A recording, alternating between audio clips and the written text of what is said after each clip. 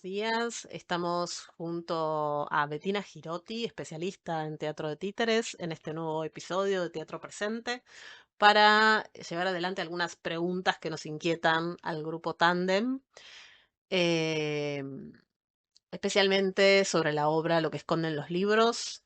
El grupo está formado por Ariel Varela, Daniela Calvi y Juan Manuel Benbasat. Lo primero que me viene a la mente para preguntarles es, digamos, cómo es que comienza este grupo, cómo es que empiezan a pensar sus creaciones. Nosotros nos conocimos en la escuela de títeres de San Martín. Ahí hicimos varios trabajos juntos, y después un tiempo estuvimos sin trabajar, o sea, viéndonos, pero sin trabajar, hasta que formamos el grupo Tandem Teatro con esta obra, con Lo que esconden los libros. Empezamos a trabajar ya con esa cosa de que nos conocíamos. Eso fue como una ventaja. Eh, Porque si no, bien no éramos un grupo, hicimos 2 o 3 trabajos antes para la escuela, previo a esto. Y, y bueno, ahí empezó todo, con esta obra, que es la adaptación de un cuento de Jorge Amado, que yo hace rato que lo quería hacer, y entonces se lo propuse a los chicos, y ahí empezamos esta aventura. Vos preguntabas cómo nos manejamos como compañía. Somos una cooperativa, somos un grupo estable, registrado en Ciudad de Buenos Aires, que es importante porque hay un movimiento eh, en lo que es la ciudad y AMBA, en relación al funcionamiento de grupos estables. También hay grupos eventuales, digamos, eso tiene que ver con el diseño de la política cultural de la ciudad. Nosotros somos parte de la constelación de grupos estables. em, y precisamente trabajamos como cooperativa, encaramos los trabajos de manera grupal, más allá de que después termina habiendo roles de dirección, de interpretación, de técnica. Recurrimos también a colegas diseñadoras y diseñadores, este, en lo artístico y en lo que tiene que ver con la producción. Entre los tres nos encargamos bueno, de lo que implica llevar adelante un trabajo colectivo, grupal. Tenemos mucha articulación en relación a eso con GETI, que es un colectivo de grupos de teatro estable de la ciudad, que es un espacio de debate y también de trabajo, y de impulso, apoyo, resistencia o crítica, según las etapas y los periodos. Bueno, entonces, un poco la idea de identificarnos como grupo tiene que ver con eso, con la creación artística, y con la participación cultural desde lo artístico también en lo que es la cultura. Sí es verdad, digamos, que dentro de la compañía los roles no son, digamos, como estancos, digamos, un poco trabajamos juntos las puestas, la dirección. Si bien en estas obras que tenemos ahora, digamos, los intérpretes somos Ariel y yo, también Juan es intérprete y también intervenimos en la dirección y bueno, como que vamos cumpliendo como todos esos roles y también en el diseño de escenografía, títeres, realización. Tenemos como todo, digamos, como todo un conjunto creativo, que me parece que eso es como una particularidad de Tandem. Eso es lo que noté cuando observé, digamos, el programa de mano de Lo que esconden los libros. Digamos, muchas veces se repiten quiénes están en cada rubro y en ese sentido, digo, se me ocurrió que generaban un trabajo mancomunado, pero me interesaba particularmente entender, digamos, cómo había sido el proceso creativo de Lo que esconden los libros, que bueno. Bueno, en el proceso creativo de Lo que esconden los libros fue, no sé si largo, pero fue de muchos meses, casi un año, calculo desde que Ariel nos convoca. Em, Primero, bueno, nos contó, digamos, digamos, esta idea que tenía. Entonces la fuimos pensando y jugando juntos, empezamos a ensayar y como pensamos también la puesta y la realización, digamos, como que iba haciendo como una, le llamábamos con Ariel la levadura, porque era como que íbamos tirando a la masa, iba creciendo, íbamos llevando material, al principio trabajábamos solo con cartón que levantamos de la calle, porque justo empezamos en el 2018, que era el Mundial, y había un montón de cajas de televisores que tenían ese cartón maravilloso. Y un poco se empezó a gestar la apuesta desde ese juego, digamos, con el material. Digamos, si bien, bueno, la propuesta de Ariel era que eh, fuera con pop-up, tenía ganas de investigar esa técnica, yo también, digamos, yo vengo, aparte de la actuación y de los títeres, de diseño gráfico, entonces venía laburando todo lo que era el paso de la bidimensión a la tridimensión, que me interesaba mucho, y bueno, y esta propuesta era que la historia saliera de los libros. Entonces dice, fuera desplegando en el espacio. Entonces, tuvimos mucho tiempo de juego con Ariel, con música que traía, con propuestas que traía, y después también se sumó la mirada de Juan, porque llega un momento en que alguien te tiene que decir, che, esto funciona, esto no. Y también eso, como en esa gestación también íbamos probando. Ensayábamos. Che, no, esto capaz que sería mejor que, no sé, fuera más corto, más grande, más chico. Y al otro día, digamos, como estábamos realizando acá nosotros también, llevábamos de vuelta la propuesta y mismo estando adentro de la escena, digamos, se te va armando de otra forma. Digamos. A mí me parece que esto está buenísimo, digamos, que nosotros podamos pensar desde adentro, pues también, digamos, el rol de los directores muchas veces es decir, bueno, quiero esto, y va y le pide al escenógrafo, va y le pide al titiritero, y, y bueno, digamos, nosotros tenemos la posibilidad de pensar la totalidad y de crear de esa forma. Y me parece que eso es como que está bueno. Esto que decía Dani, la ventaja que tenemos, la ventaja, digamos, un punto, un factor a favor que tenemos es que venimos de distintos, o sea, más allá de lo titiritero en sí, o de lo dramático en sí, venimos de distintos lugares y eso lo podemos aportar al proceso creativo. Dani viene del diseño gráfico, yo vengo de la realización, de la técnica antes de entrar a la escuela. Ari viene de la actuación también. Entonces nosotros nos ponemos a jugar.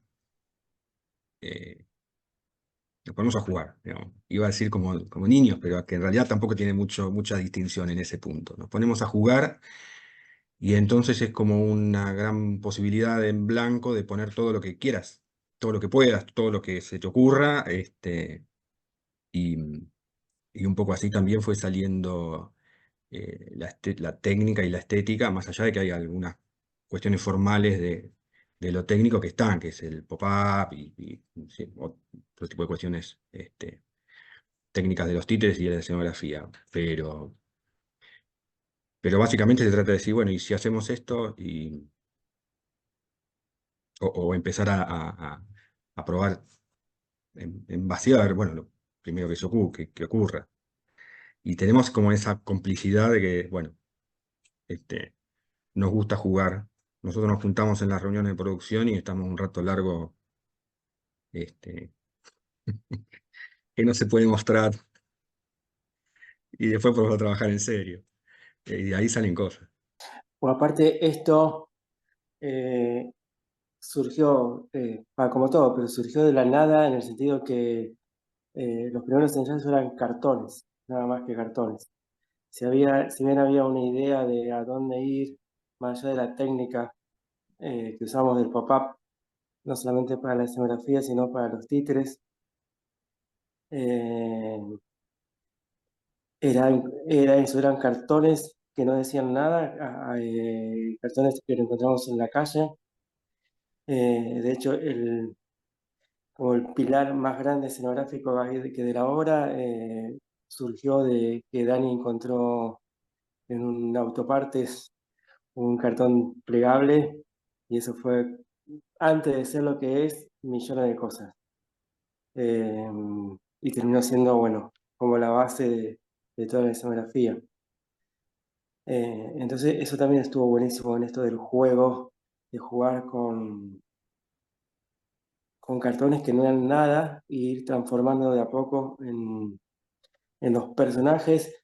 Y también en los títeres lo que se hace es, se elige la técnica de acuerdo a la historia que uno quiere contar y cómo la quiere contar. Y después los títeres terminan diciendo cómo se hacen las cosas. Y pasó esto, que el pop-up, el cartón, el papel, terminó armando la obra a lo que es ahora. Eso estuvo muy bueno porque también pasa en los títeres. Si vos como que te alejás o desobedeces lo que la materia te pide, termina pasando una cosa que no está buena, una cosa fea, una cosa que no es orgánica.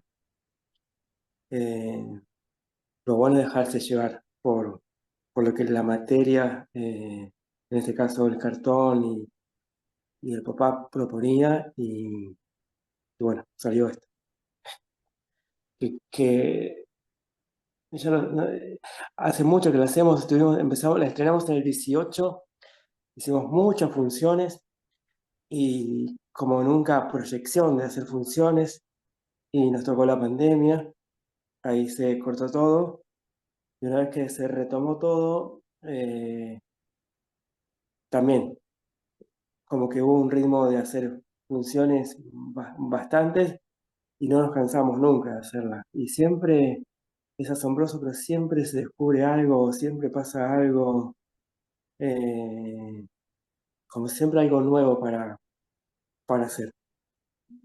Creo que también eso la mantiene viva a la obra y no sea algo así chato y que no tenga vida. Yo voy un poquitito para atrás en el proceso. Hay algo que los tres mencionaron, y que además salta a la vista cuando ves la obra, que es el pop-up. Digo, y hay algo del universo libro que está presente digo, hay libros, leen, digo, el vínculo eh, entre los personajes tiene que ver con la lectura, se vinculan, le recuerda cómo leer. Y pensaba un poco, ¿no? Yendo para atrás en el proceso de la adaptación, digo, porque es una fábula esta historia de amor no correspondido entre un gato y una golondrina, pero hay un trabajo de salir de esa fábula, de pensar, digo, yo los veía y pensaba mucho en leer con mi sobrino, leer con niñas, digo, hay algo de ese universo que no está en la fábula y que sin embargo se construye. Entonces me interesaba un poco, que también tiene que ver con ese juego, que contaran un poco de ese trabajo de adaptación también. Si surgió en el proceso, si estaba pensado de antemano. Un poco y un poco. Yo esta obra, como dije, tenía ganas de hacerla hace mucho. Hace mucho, mucho, y tenía como una idea que no era pop-up, era otra cosa. Y cuando la retomé en la escritura, apareció el pop-up. Esas cosas que se te cruzan y que pasan y que de repente apareció el pop-up, y dije, ay, está buenísimo para hacerla con esta técnica y ver y probar qué pasa. Entonces, a partir de ahí, en la escritura y en la adaptación, aparece esto de la historia dentro de la historia. De cómo contar esta historia que era el relato del de la historia de amor entre un gato y una golondrina y que eso es imposible. Y eso, cómo lo cuentan y quiénes los cuentan. Y por qué lo cuentan. Entonces, en esa búsqueda surgió esto de que sea el mundo de los libros. Porque son libros que se pliegan, si bien hay una adaptación escenográfica, pero son libros que se pliegan. También hay algo que no está muy puntual en la obra, hasta es sutil, pero los personajes, el gato y la golondrina, la primera aparición que tienen es plana. Y después tiene una tridimensión. Es como que salir ahí del libro, esta cosa que tiene el papá de que se abre y se arma todo un mundo, de salir de esa cosa plana a la otra dimensión, salir y con eso jugar también de la dramaturgia, ¿no? De esta cosa de no saber leer o de olvidarse a leer, a el salto de, bueno, empezar a leer de vuelta y todo lo que se puede armar, esa tridimensión que se arma con la lectura y con el querer leer y con los libros y con lo que uno le pasa cuando lee. Más o menos esa fue como la base de la adaptación del cuento. Y después, sin dejar el alma del cuento, porque en realidad el cuento es bastante trágico, tiene un final trágico, porque el gato no solamente no se casa con la golondrina, sino que no se va desterrado a que lo devore la víbora. Entonces, eso no se podía contar, obviamente, para los chicos. Obviando eso, ¿cómo no dejar que esté el alma de lo que escribió Jorge Amado, como la esencia? Entonces, a partir de ahí sí, fue como hubo una base bastante sólida del texto y de la adaptación, y que después se fue como amalgamando y cambiando con los ensayos.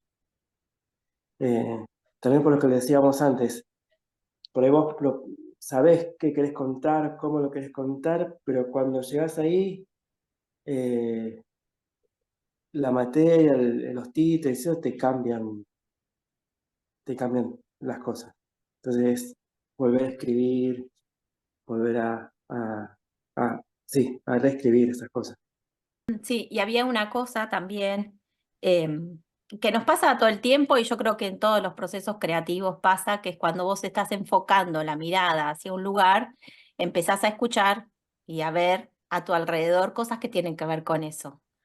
Y con esta imagen que teníamos como una imagen de libros, digamos, abandonados, olvidados, porque, bueno, también eso, digamos, para nosotros también es eso, importante, digamos, fomentar entre la infancia la lectura. Y si bien elegimos los libros pop-up porque estéticamente o funcionalmente es lo que más representa esa cosa del despliegue de la imaginación a través del libro, digamos, todos los libros hacen eso. Entonces, te despliegan todo un mundo. Pero materialmente los libros pop-up nos daban eso.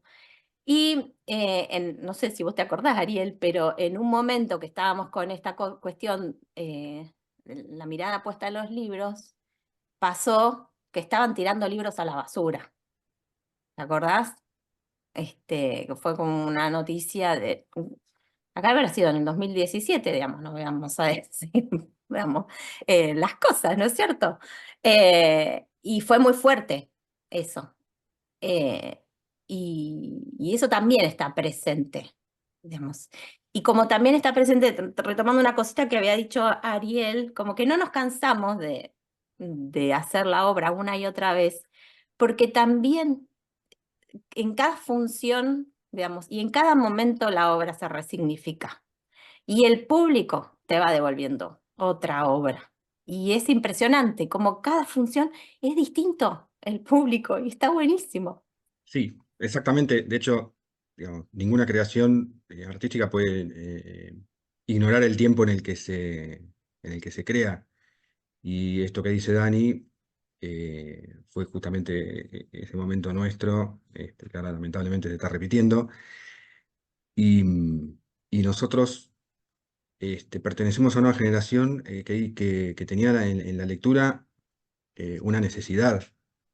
Nos, somos dictadura, último momento de la dictadura, principios, que fue un momento que coincidió con una revalorización de libros que habían sido prohibidos y que a nosotros nos agarran en el momento en el que nos formamos como individuos, digamos, saliendo de la niñez, entrando en la adolescencia tal vez.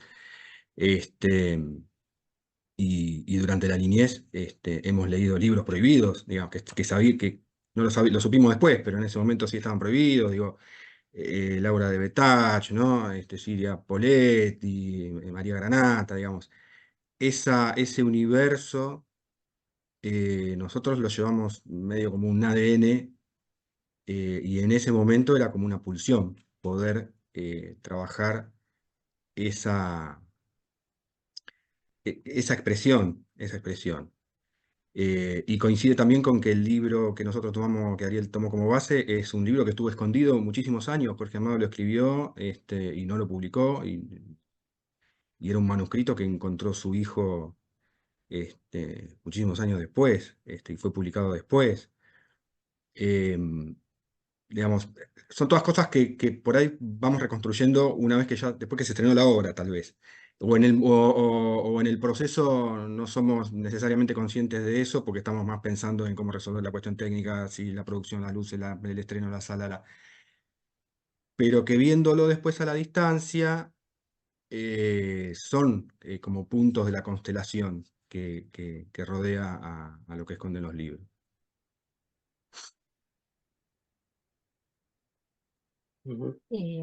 También a mí me quedó flotando una cuestión técnica. Es alucinante también como las múltiples formas en que somos hijos de nuestros contextos, el hecho del mundial y las cajas de las teles para el cartón, como anécdota es hermosa. Y pienso también, ¿no? Esa otra capa del papel y de los materiales, esto que mencionaba de... Yo la volví a ver porque la había visto ya hace muchos años, creo que la vi en el 2019, una cosa así. Digo, entonces tenía estas imágenes porque digo, hay algo también que es súper pregnante en el diseño.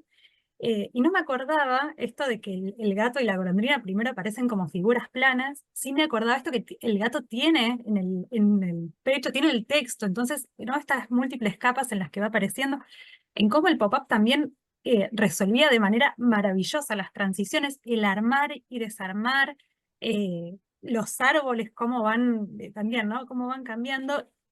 Y pensaba, bueno, decía al principio Ariel, esta cuestión de un poco la técnica y la historia de contar son inseparables, y me preguntaba, bueno, estas idas y vueltas que puede haber habido con los materiales, eh, que es un poco a modo de chisme, ¿no? Pero es interesante también pensar cómo, y por ahí uno encara con esta idea y después la historia o el material te dice es por acá. Quería saber si también, si esas ideas que por ahí quedaron en la valija para otra obra, o estos reformular, o mismo cómo aparece esta doble presencia corpórea y plana, la vaca que también es alucinante, que es corpórea y plana es ella misma. Contar un poco más de esas figuras. Sí, a mí me pasó algo re loco, y que tiene que ver con esto que decís. Eh, Después del proceso de todo de creación y de comenzar a definir y empezar a ensayar lo que en realidad era la obra, ensayé durante mucho tiempo con el gato plano, porque Juan hizo todo un trabajo de investigación de los mecanismos, del movimiento de los gatos, y de eso cómo simplificarlo. a- para que todo funcione. Durante todo ese proceso, yo estuve ensayando con el gato plano, que era muy parecido al gato plano. Y cuando me lo trajo, no lo quería. Eh, no, pero esto no es lo que yo. Estaba más con lo que ya venía trabajando desde hace meses. Y no solamente que no lo quería, sino que pensaba que no iba a funcionar. O que no iba a funcionar con respecto a lo que veníamos trabajando. Y después, como es tan maravilloso lo que hizo Juan con ese gato, se terminó armando. Eh, Eso es un poco de lo que pasó en el proceso. También con la propuesta esta de los materiales y de los títeres y de cómo adaptar, que eso fue un trabajo que hizo Dani, cómo adaptar, si bien la técnica del papá la investigamos y Dani la investigó un poquito más, pero de cómo llevar eso a grandes dimensiones y que funcionen y que sea práctico y aparte que sea mágico.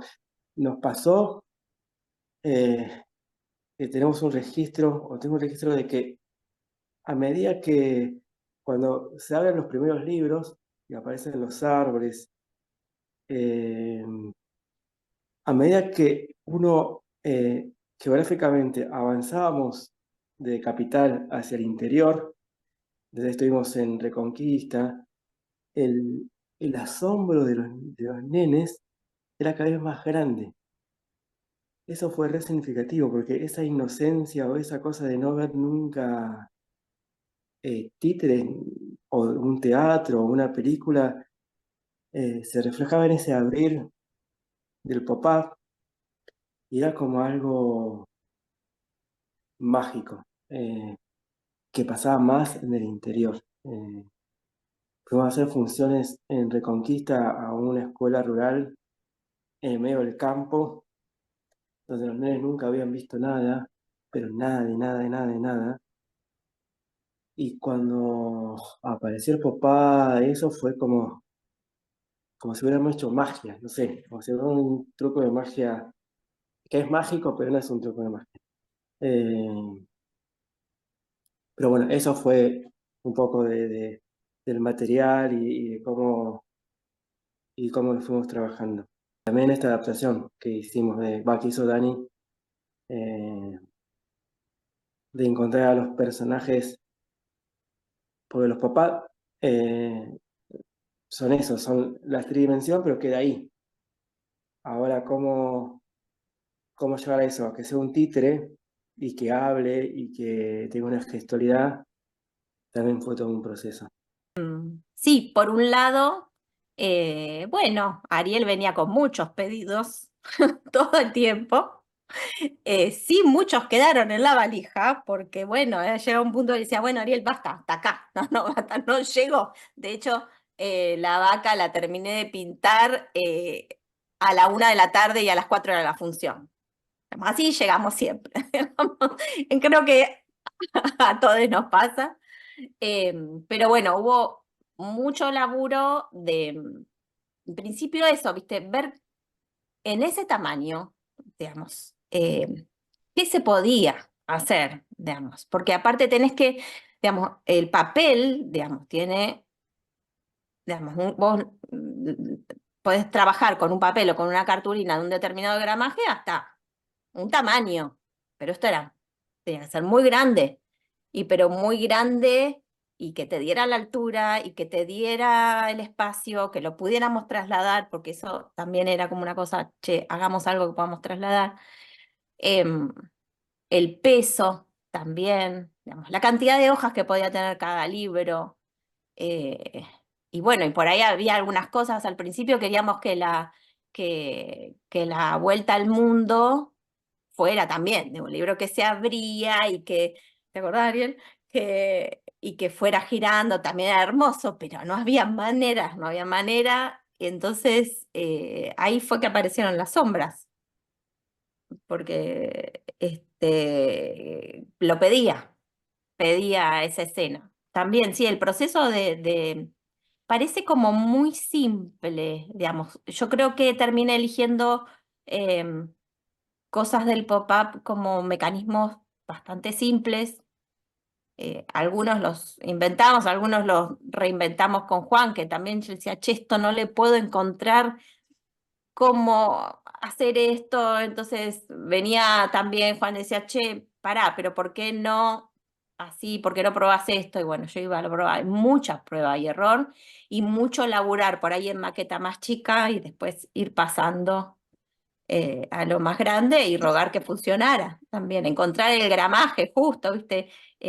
Mismo hay partes, digamos, partes que son cartón de la calle y partes que no.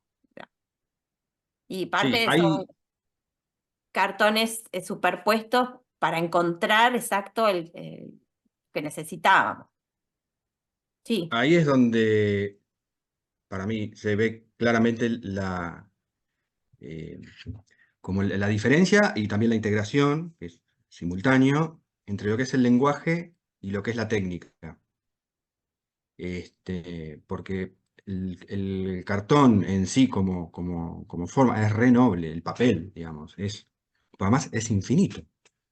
Es infinito, es re maleable, es re económico, es re portátil y ya desde el momento que tienes una hoja y la puedes dibujar, ya a partir de ahí ya no puedes más. Después puedes recortar y se te suma otro universo y después le puedes empezar a dar volumen y se te suma otro universo. Y todo eso eh, es muy barato, entonces empieza a estar la técnica, prueba y error, que es un proceso creativo, ¿no? Pero que en la técnica a veces es muy costoso y, y desde lo que es la realización y sobre todo la escenográfica, con todo lo que cuesta, a veces te tenés que quedar con lo primero que te sale y bueno, hagámoslo.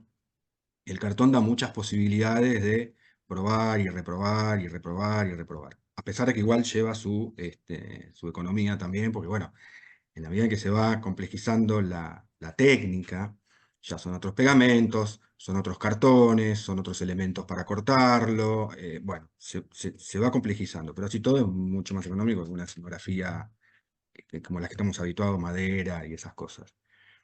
Entonces, desde ese lugar, todo el proceso del armado y de diseño de los pop-up fueron un poco desarrollar el lenguaje en base a ir encontrándolo a partir de la dramaturgia y después tratar de que la técnica o acompañe o potencie o restrinja, digamos. Pero la restricción en ese caso también técnica, no como una cosa negativa, sino como una cosa positiva, decir, che, no sigamos gastando tiempo y energía en algo que ya sabemos que no va a funcionar. Digamos, lo probamos, no funcionó, vayamos a otro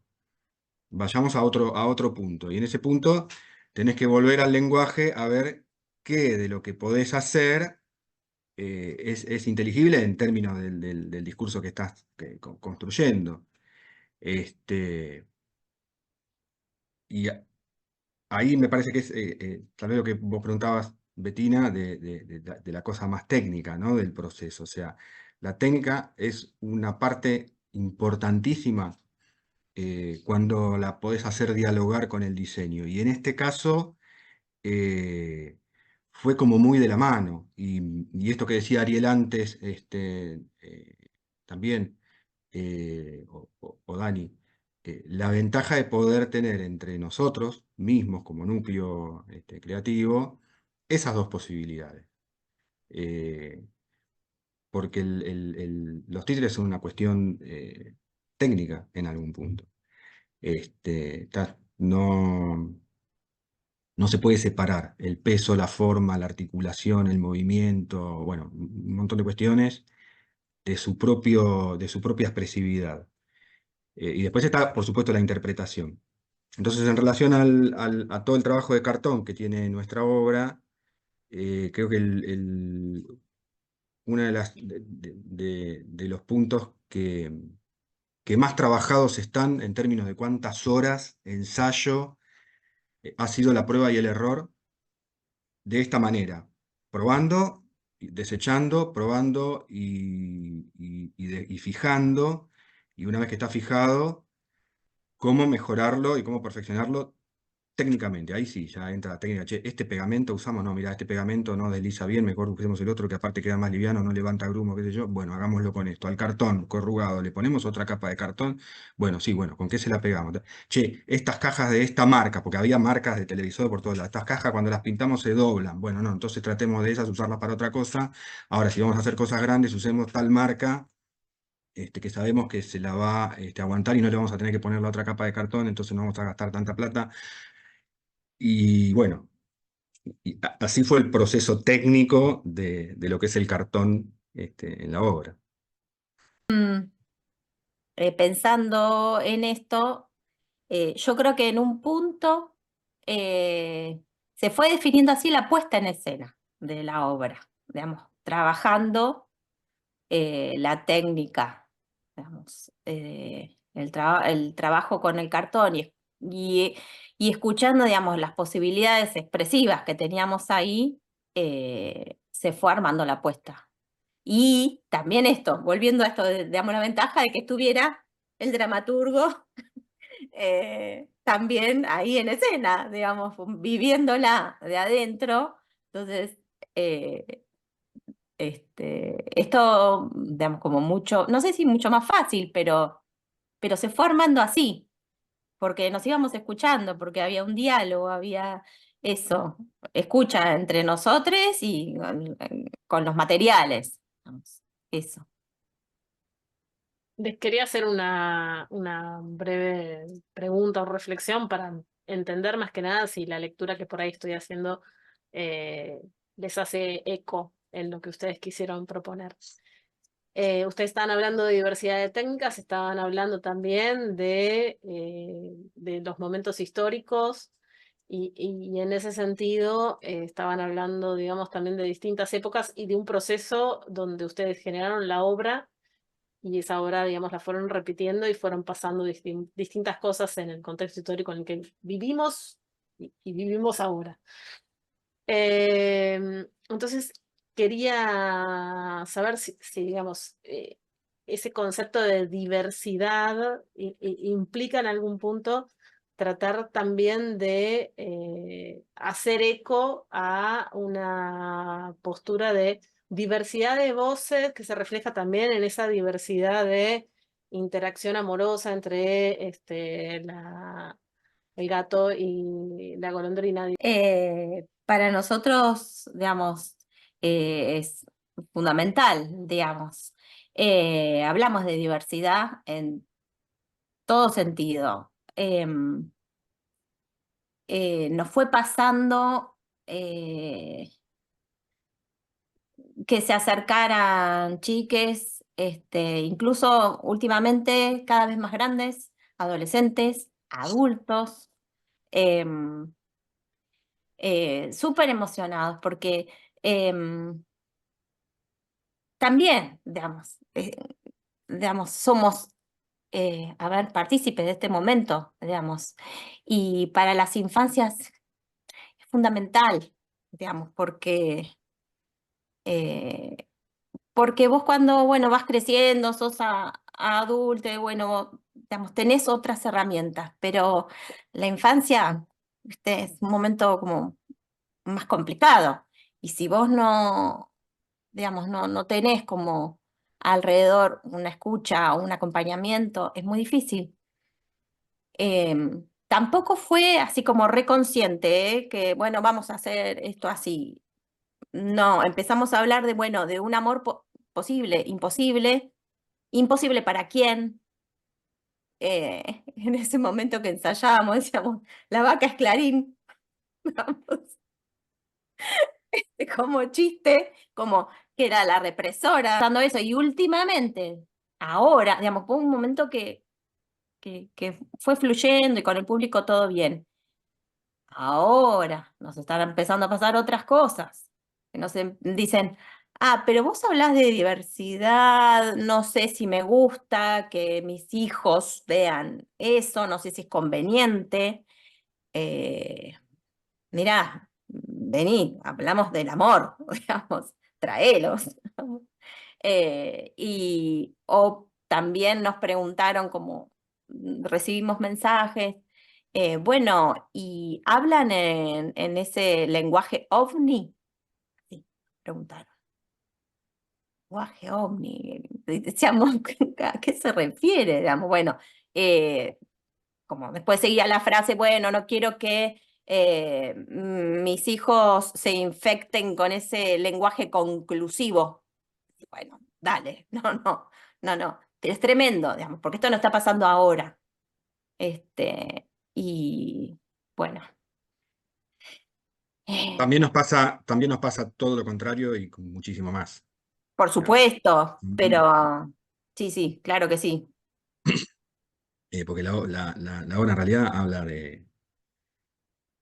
en términos generales, digamos, no es una bajada de línea, ni fue pensada así, ni el espíritu del cuento original, ni el espíritu nuestro como artistas es bajar línea de ningún tipo, digamos. Simplemente tomamos algo que está en nosotros, que está en la gente que nos viene a ver, digamos, que es una pulsión de querer algo, querer al otro, querer a la otra, querer un deseo, una proyección, una realización personal, una idea. Se hablan de manera muy pequeña en muchos momentos de la obra de muchas de estas cosas, o muchas de estas cosas.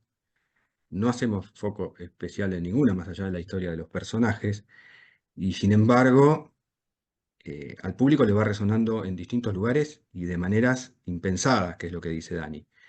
Entonces, está buenísimo, porque justamente cuanto más posibilidades puede tener tu mensaje, a más lugares va a llegar y de muchas más diferentes maneras, y pasan estas cosas que nos asombran, las devoluciones que tenemos, ¿no? Las buenas y las no tan buenas. Pero en definitiva se trata de querer, digamos, del amor a lo que sea, y de cómo poder sortear las dificultades que querer algo a veces implica según el entorno, ¿no? O según el contexto, o según los modelos históricos, si querés, o según los paradigmas sociales. eh, pero bueno, esa es la diversidad, me parece, ¿no? Claro. Dejar. Yo lo que veía, digo, bueno, claramente a mí me invitaba a pensar en esa diversidad en los distintos contextos históricos y demás, pero no estaba segura de si mi lectura iba por ese lado, porque en realidad la obra, como cuento, como estructura narrativa cerrada, si yo tendría que decir en una línea de qué trata, bueno, trata del amor y de poder construir desde la diferencia. Digo, y esto no implica qué, o sea, ya está predeterminado qué diferencia, digamos, no es que están, en ese sentido no creo que sea una bajada de línea. Claro. Y por eso me impresiona muchísimo esto que les pasó en los comentarios del público o estas preguntas de estas personas Que no fueron bueno, no públicos, sé, claramente. claro, que no Y fueron públicos. bueno, perdón, yendo a lo anecdótico, también nos pasó por el otro lado, por el otro extremo, tuvimos un cuestionamiento de que por qué lo que se menciona como deseo es que se casen, por qué no puede haber otra forma de vínculo que no sea el casamiento, que es algo totalmente rancio y del siglo pasado, ¿no? Digamos, una persona muy Claro, entusiasmada con la obra, pero que venía a cuestionarnos que estábamos parados en un lugar que no eh, estaba bueno. Sin, bueno, sin, este, sin esa cosa reaccionaria, ¿no? Digamos, como claro, Y bueno, claro. digo, son todas cosas que por otro lado está bueno que sucedan, porque el teatro está para él, en parte su función social es disparar cuestionamientos, ¿no? Provocar cuestionamientos, digamos. Y bueno, tomamos nota de todo eso porque son las cosas que generan lo que nosotros hacemos. Y también nos pasó algo de lo contrario, que como la esencia o lo que nosotros queremos con la obra es esto que decías vos, es el amor imposible entre un gato y la golondrina, y a partir de ahí todo lo que se arma y todo lo que produce. Y hay cosas que pusimos a propósito, no, pero no para provocar. Entonces el otro día vino un amigo y dijo, qué buena que está la obra, buenísima, y encima está la palabra revolución. Entonces eso nosotros lo ponemos a propósito, no para bajar línea de la revolución, pero está. Y hay gente que lo agarra y dice, qué bueno que aparezca. Sí, el momento que habla la luna, que en realidad esa parte está, digamos, está en el texto de Amado, ese texto, la parte que habla de la revolución. Igual es verdad que en esa parte, según, digamos, lo que vamos viviendo, según el momento y según el tipo de público, digamos, va teniendo distintas respuestas, digamos. Así que esa parte está buena también. Es también un poco para ir cerrando, en principio, saber dónde podemos ver lo que esconden los libros y si, yo sé que hay otra obra dando vueltas, pero si está en este momento, si va a estar pronto, que nos cuenten un poco de dónde podemos verlos. Bueno, estamos estos 3 domingos de 3. agosto restantes en el espacio experimental Leónidas Barletta, que es una sala que pertenece al Centro Cultural de la Cooperación, que está en Avenida Roque Sáenz Peña, alias Diagonal Norte 943, donde funcionó el Teatro del Pueblo muchos años, ahora funciona esta sala que es estupenda, y muchos comentarios que termina haciendo el público en las redes y en la alternativa, que es por donde se sacan las entradas, valoran también la sala. Eso está re bueno. Bueno, estamos estos 3 domingos a las 4 de la tarde, ahí en el espacio Barletta, el Centro Cultural de la Cooperación, con entradas por alternativa teatral, o directamente en la boletería. Y vamos a estar después en septiembre en una sala que está en Paternal, Café Artigas, en la calle Artigas, no me acuerdo exactamente la dirección ahora, pero es Artigas y Magariño Cervantes, que es una sala autogestionada por una cooperativa que se llama Café Artigas, y ahí vamos a estar en septiembre, no sabemos todavía qué fines de semana, con lo que esconden los libros, y otros 2 fines de semana vamos a estar con esta otra obra que vos mencionás, que es Cuando el viento ruge, se llama, y que es de una estética totalmente distinta. Es una obra que replica la ópera dei Pupi, que es un género italiano de marionetas grandes, que ya es con retablo, con telones, y es una historia, bueno, es otra historia, que tiene que ver más con la Patagonia y con los pueblos originarios. Esto va a ser en septiembre, ahora, el mes que viene. Vamos a estar en Café Artigas con las 2 obras. 2 fines de semana seguimos con lo que esconden los libros, muy probablemente sean los 2 primeros para continuar estos 3 domingos de agosto que quedan. Y los otros 2 domingos será Cuando el viento ruge, que están invitadísimas, por supuesto, que es la obra de marioneta. Allí estaremos viendo esta nueva obra seguro. Bueno, les agradecemos el espacio, el tiempo que nos han dado. Y bueno, yo quiero también agradecerle especialmente a Bettina, que estuvo también poniéndose al hombro la entrevista. No, sí, gracias a ustedes por el espacio que nos dieron. Muchísimas gracias. Bueno, muchas gracias. Y bueno, siempre nos cruzamos, así que nada, un placer.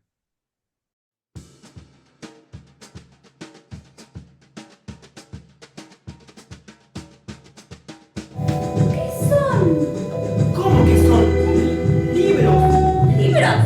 mágicos, ¿Mágicos? escondidos. ¿Escondidos?